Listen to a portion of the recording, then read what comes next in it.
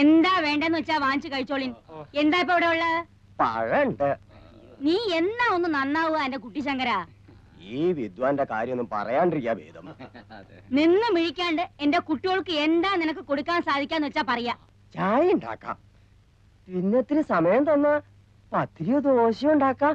ഇറച്ചിയുണ്ടോ? ഏയ്, അതൊന്നും ഇവിടെ കിട്ടില്ല.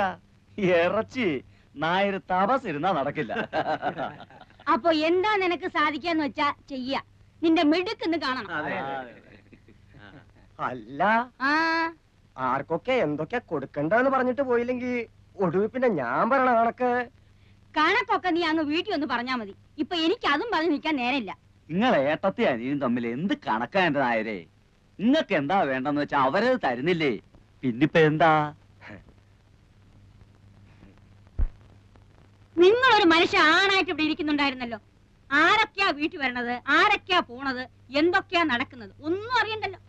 3 നേരം ചോറ് തിന്നുന്നത് എങ്ങനെയാണെന്നെങ്കിലും ഒരു ആലോചന ഉണ്ടെങ്കിൽ ഇങ്ങനെ ഇവിടെ ഇരിക്കാൻ കഴിയും? അല്ല മാളു, വീട്ടിൽ വന്ന് കയറിയവര് ഇറങ്ങി പോകുമ്പോ എന്തിനാ അവർ പോകുന്നെങ്കിലും ഒന്ന് തിരക്കാൻ നിങ്ങൾ വിചാരിച്ചാ കഴിയില്ലേ? ഞാൻ ആരും വരണതും കണ്ടില്ല, പോണതും കണ്ടില്ല. ഓ, എളുപ്പം കഴിഞ്ഞല്ലോ. നിങ്ങൾ വരും. സുലൈമാനെ ഒന്നിരിക്ക്, ഞാൻ ഇവരൊന്ന് ഇരുത്തിട്ട് വരാം.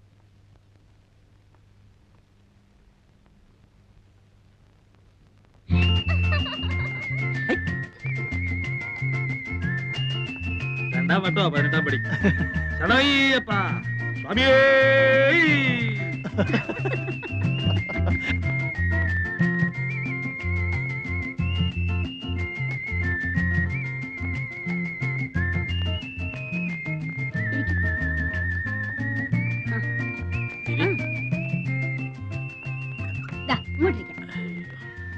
ഓ, എത്തിയല്ലോ. നീയാ ഇവരെ അതൊന്നും പറഞ്ഞ് പേടിപ്പിച്ചിറക്കി വിട്ടത്? ഈ വീട്ടിൽ നിന്ന് ആൾക്കാർ ഇറങ്ങി പോകുന്നു പറഞ്ഞ ആർക്കാരാ എന്റെ മാനക്കേട്? ആർക്കാ എന്റെ ദോഷം? അല്ല, ഞാനിപ്പോ അറിഞ്ഞോ കാര്യങ്ങൾ ഇങ്ങനൊക്കെ വരാൻ പോണെന്ന്?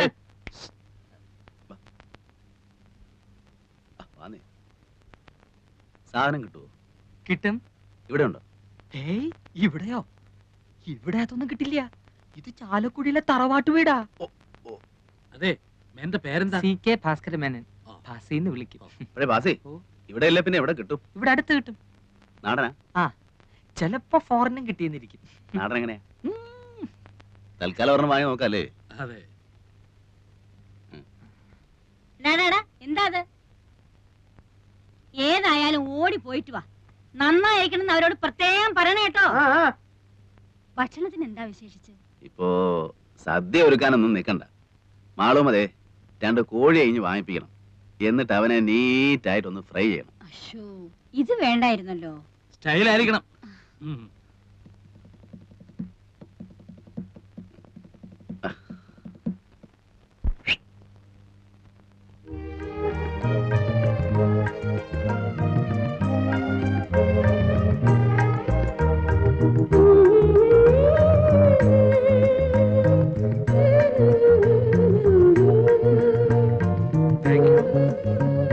Thank you madam.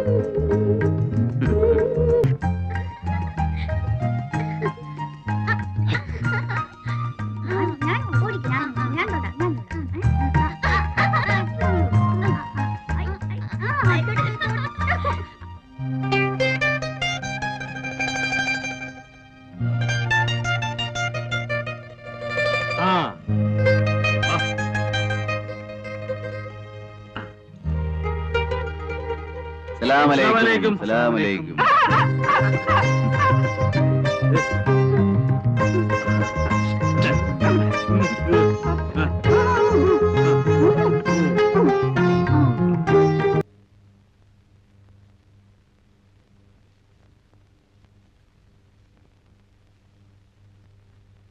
അറിയാഞ്ഞിട്ട് ചോദിക്കുക, എന്താ അങ്ങനെ എഴുതി നടക്കണ ഉദ്ദേശം? ഏയ്, ഒന്നുമില്ല. ഈശ്വര എന്താ അത്ര തന്നെ. ഇതിങ്ങനെ എഴുതി വെച്ചിട്ട് 1 ലക്ഷം എത്തുമ്പോ തിരുപ്പതിക്കോ ഗുരുവായൂർക്കോ മറ്റോ അയച്ചു കൊടുക്കും. ഇതിപ്പോ എങ്ങനെയാണപ്പാ 1 ലക്ഷം എത്തിന്ന് പറയണത്? അതറിയാം. എന്തേ സുലൈമാനെ? അല്ല, ഞാനെന്നാലും ഇനിയിപ്പോ നിക്കണില്ല എന്ന് പറയാനേ. സുലൈമാൻ ഇരിക്കും. ഊണിതാ ഇപ്പൊ ശരിയാവും. ഉണ്ടിട്ട് പോയാ മതി. ഇപ്പൊ അതിനൊന്നും നിക്കാൻ നേരല്ല എന്റെ മാളുമേ. ഇന്നിപ്പോ ഇവിടുന്ന് ഊണ് കഴിച്ചിട്ടില്ലാന്ന് വെച്ചിട്ടെന്താ?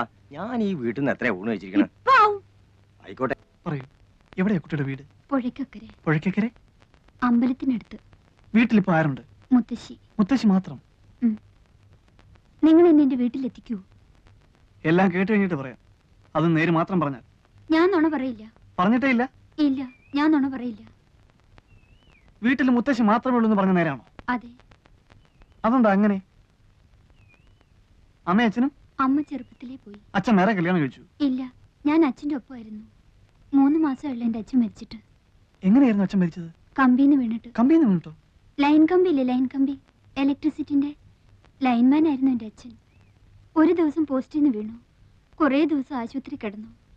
ഒരിക്കൽ പോലും ബോധം തെളിഞ്ഞില്ല. അവിടെ തന്നെ കിടന്ന് മരിക്കുകയായിരുന്നു എന്റെ അച്ഛൻ. അവിടെ വെച്ചാണ് ഞാൻ ഈ സ്ത്രീ ആദ്യം കാണുന്നത്.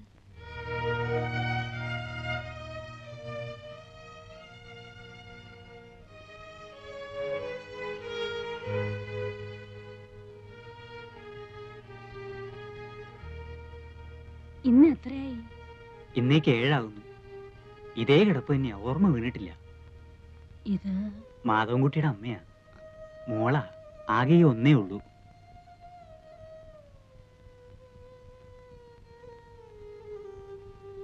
വാ മോളെ.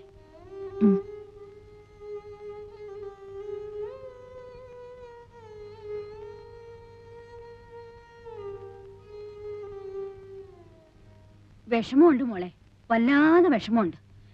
കേശവന്റെ അളിയന് ഇങ്ങനൊരു അപകടം ഉണ്ടായെന്ന് കേട്ടപ്പോ വരാണ്ടിരിക്കാൻ കഴിഞ്ഞില്ല. പക്ഷേ ഇവിടെ വന്ന് നിന്നെ കണ്ടു കഴിഞ്ഞപ്പോ വരണ്ടായിരുന്നു എന്ന് തോന്നുക. എന്റെ മോക്ക് ദൈവം ഒരു ആപത്തും വരുത്തിയില്ല. ഇതാ വേണ്ട, വാങ്ങിച്ചോളൂ കൂട്ടി. ഇവിടെ എന്തെങ്കിലും ആവശ്യങ്ങൾ ഉണ്ടായിക്കൊണ്ടിരിക്കും. ഒരാള് സുഖമില്ലാണ്ട് കിടക്കില്ലേ, നിന്റെ അമ്മ കരുതെന്ന് വിചാരിച്ച് അങ്ങോട്ട് വാങ്ങിച്ചോളൂ. വാങ്ങിച്ചോളൂ കുട്ടി, ഞങ്ങളൊക്കെ ഒന്നിച്ചു വളർന്നവരാ. എങ്കിൽ ഞങ്ങൾ ചെല്ലട്ടെ മെന്നെ, വൈകിയ പിന്നെ കടത്തു കിട്ടാൻ ബുദ്ധിമുട്ടാവും. പോയിട്ട് വരാം മോളെ. സ്നേഹമുള്ള സ്ത്രീയാ, കേട്ടിട്ടില്ലേ നീ? ചാലക്കുടി വീട്ടിലെയാ മാളു അമ്മ.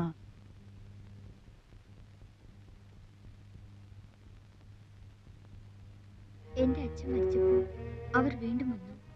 അന്നും കുറച്ച് കാശ് എന്റെ കയ്യിൽ തന്നിട്ട് പോയി. പിന്നെയും അവർ വന്നു, പിന്നെയും 2-3 വട്ടം.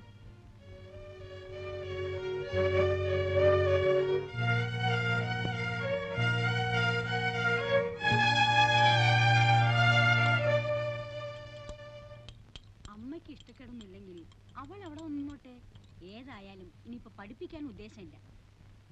കേശവൻ എന്താ പറയുന്ന വെച്ചാൽ, ഞാൻ പറയുകയാണെങ്കിൽ അവൾ ഇവിടെ ഇങ്ങനെ തനിച്ച് നിൽക്കുന്നത് ശരിയല്ലെന്ന് തന്നെയാ എനിക്ക് തോന്നുന്നത്. ഒരു മേൽനോട്ടത്തിന് വേണ്ട ശേഷിയോ ആരോഗ്യമോ നിങ്ങൾക്കും ഇല്ല. എന്റെ വീട്ടിൽ കൊണ്ടുപോയി നിർത്താമെന്ന് വെച്ചാൽ അവിടത്തെ പ്രാരാബ്ദം അറിയാലോ. അതൊന്നും ശരിയാവില്ല. നിങ്ങളുടെ കുട്ടികളെ തന്നെ നേരാമാർഗം ആരുടെങ്കിലും ഒപ്പം പറഞ്ഞു വിടാതെ വിഷമിച്ചുകൊണ്ട് നിൽക്കുമ്പോ അവൾക്ക് അവിടെ വലിയ പണിയൊന്നും ഉണ്ടാവില്ല. അടുക്കളയിൽ എന്തെങ്കിലും ഒരു കൈ സഹായിച്ചു കൊടുക്കുക, പിന്നെ വീട് അടിച്ചു തുടച്ച് വൃത്തിയാക്കി ഇടുക. എന്തെങ്കിലും ഒരു ശമ്പളം ഞാൻ തീരുമാനിച്ചു കൊടുക്കാം. അത് കേശവൻ മാസത്തിലൊരിക്കൊന്ന് വാങ്ങിച്ചുകൊണ്ട് പോരുകയോ, അല്ലെന്ന് വെച്ചാ അവളുടെ തന്നെ പേർക്ക് ബാങ്കിൽ ഒരു അക്കൗണ്ട് ഇടുകയോ എന്ത് വേണമെങ്കിലും ചെയ്യാം. പട്ടിണി കൂടാണ്ട് കിടന്നാ മതി എന്റെ മോള്. ശമ്പളമൊന്നുമല്ല, മനസ്സാ വലുത്. ആവശ്യങ്ങൾക്ക് ഉപകരിക്കാൻ ആളുണ്ടാവുക, അതാ വേണ്ടത്.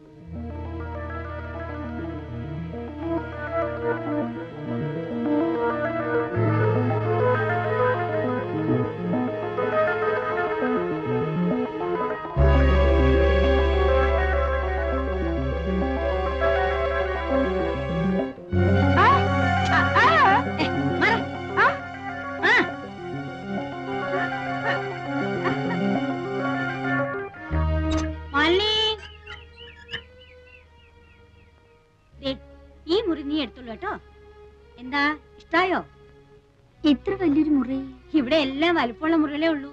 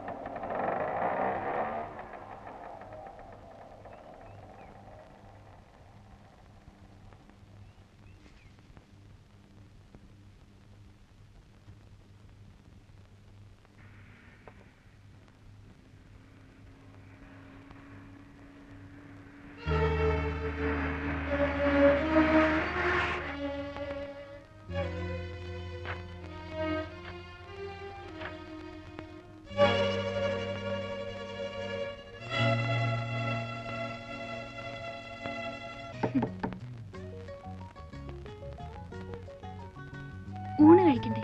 ഓ,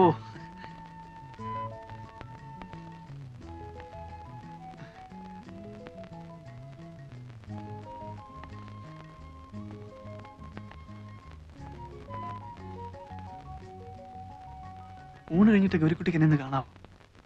അല്ല, ഞാൻ ഉറപ്പൊന്നും പറയുന്നില്ല. നിങ്ങൾക്ക് എന്നെ എങ്ങനെയെങ്കിലും ഒന്നീ വളപ്പിന് പുറത്താക്കി തരാൻ കഴിയുമോ? എങ്കിൽ ഞാൻ രക്ഷപ്പെട്ടോളാം. ഞാൻ നോക്കാം. എന്നാലാവുന്ന പോലെ ഞാൻ നോക്കാം. നുണ പറയരുത്. നിങ്ങളോട് ഇക്കാര്യത്തിൽ ഞാൻ നുണ പറയില്ല. ആണയിടണം. അള്ളായാണ് എന്റെ ദൈവം. വരൂ, ഊണ് കഴിഞ്ഞിട്ട് കാണണം. തനിക്ക് എന്താ തോന്നുന്നേ? ഓ, എന്ത് തോന്നാനാ? ഇവളുമാർക്കല്ല ഇതുപോലെ ഓരോ കഥ പറയാനുണ്ടാവും. ഇത് കഥയല്ല വക്കീലേ. അല്ല, ഇതാണ് ഏതാണ്ട് വലിയ പൊണ്ണക്കാര്യം പറയാനുണ്ടെന്ന് പറഞ്ഞ് വിളിച്ചോണ്ട് വന്നത്. സക്രിയൊക്കെ എന്താ തോന്നുന്നത്? ആ വിശ്വംബന്റെ കാര്യം അവള് പറഞ്ഞത് കറക്റ്റാ. ആ സംഭവം ഞാൻ പറഞ്ഞതാ. ഏതാണ്ട് ഇതുപോലൊക്കെ തന്നെയായിരുന്നു. ആ കുട്ടി പറഞ്ഞത് മുഴുവൻ നേരാണെന്നേ. സക്രിയ അവളോടൊന്ന് സംസാരിച്ചു നോക്ക്. അപ്പൊ ഞാൻ ഈ പറഞ്ഞ ബോധ്യാവും. എനിക്ക് ഈ വർഗത്തിന്റെ കരച്ചിലും ബീച്ചിലും കാണാൻ മഹാ എതക്കേടാ.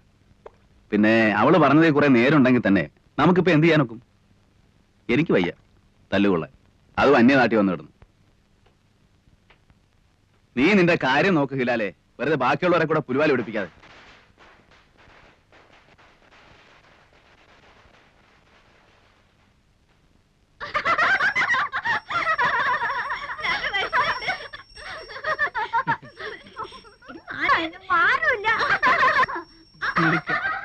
എന്റെ മോനാ അത്. അതെ മാഷേ. അതിന് മേനോ കല്യാണം കഴിച്ചാണോ? പിന്നെ എനിക്കും ഇല്ലേ എന്റേതായ പ്രാരാബ്ദങ്ങള്. രണ്ടാ കുട്ടികള്. ഇളയവള് ഈ കൂട്ടത്തിലുണ്ട്. ഇവരിവിടെ തന്നെയാണ് വളരുന്നത്? ഹേയ്, ഞാൻ രാവിലെ വരുമ്പോ കൂട്ടിക്കൊണ്ടിങ്ങ് പോരും. മോന് സ്കൂളില്ലാത്ത ദിവസവും ഇങ്ങോട്ട് പോരാറുള്ളൂ. ഈ കുട്ടികളുടെ അമ്മയും? ഛേ, അവക്ക് ഈ പടി കയറുന്നതിന് അത്ര ഇഷ്ടമല്ല. എനിക്കും അതത്ര പിടുത്തമല്ല. പിന്നെന്തിനാ പിള്ളേരെ ഇവിടെ കൊണ്ടു നിർത്തുന്നത്? ആഹാരം നടക്കുമല്ലേ? ഇറക്കാൻ പറ്റുമോ മാഷെ? ചാലക്കുഴിയിലെ മെന്നായി പോയില്ലേ?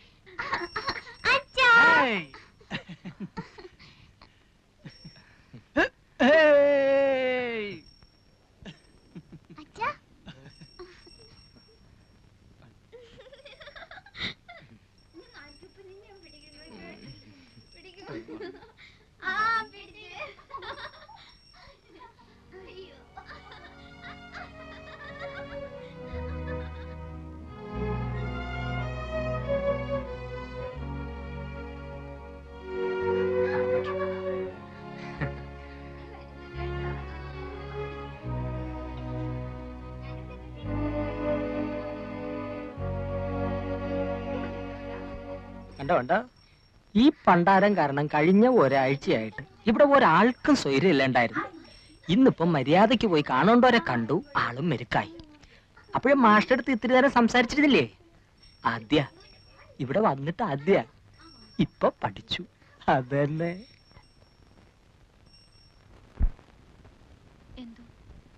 എനിക്കെന്തോ വിശ്വാസം വരുന്നില്ല. എന്റെ വാക്ക് കേട്ടിട്ട് നീ മനസ്സ് മാറ്റണ്ട. ആണായിട്ട് ഒരാളെയും വിശ്വസിക്കാൻ പേടിക്കുന്ന ഒരു മനസ്സാ എന്റേത്.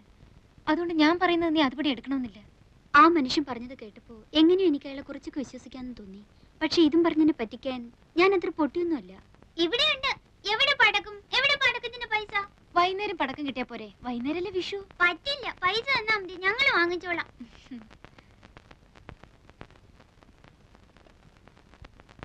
ഇപ്പൊ ഇതിന് വാങ്ങിയാ മതി. വൈകുന്നേരം ചേച്ചി അങ്ങാടിയിൽ അയച്ച് വേറെ വാങ്ങിപ്പിച്ചേരാം. നിറയെ വാങ്ങി തരാന്ന് പറഞ്ഞില്ലേ? എന്റെ മോനും ഇന്ന് അവിടെ പൂത്തിരി കത്തിക്കുന്ന എഴുതിയിട്ടുണ്ട്.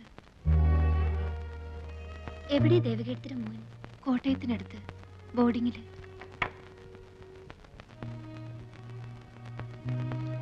ദേ, ഇതാണ് എന്റെ മോൻ. മിടുക്കനാ പഠിക്കാൻ. ക്ലാസ്സിലെ ബെസ്റ്റ് സ്റ്റുഡന്റ് ആണ്.